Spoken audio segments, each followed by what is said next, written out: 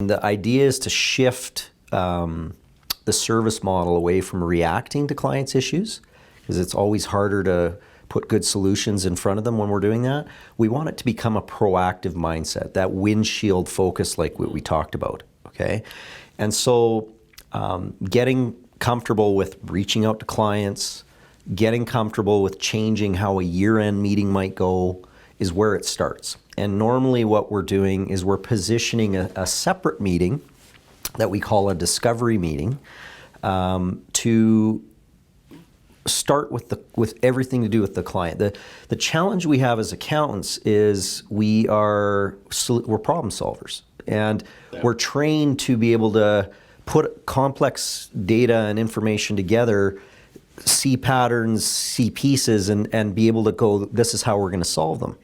But it's kind of like a muscle that's hard to turn off, you know, and so oftentimes we're going into meetings, we're making already preconceived assumptions about what's important to clients or what they should be getting done. And we still need to have that, but the whole point of discovery is to kind of shut that off.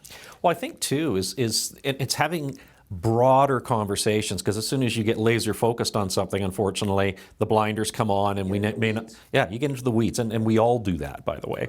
So we want to have what I'll call a 50,000 foot broad conversation, instead of, you know, we're used to on the accounting side having a 3-inch wide and mile deep conversation. What we're trying to do is take it up to a higher level and effectively have a much more broader conversation around all aspects of their life.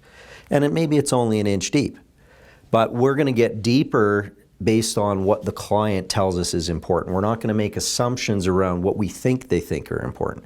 And that is a big mindset shift. I know many times when we're preparing for a discovery meeting, we have a sort of sense with the accountant as to what's important or what we think the client's going to bring up, and we're always surprised.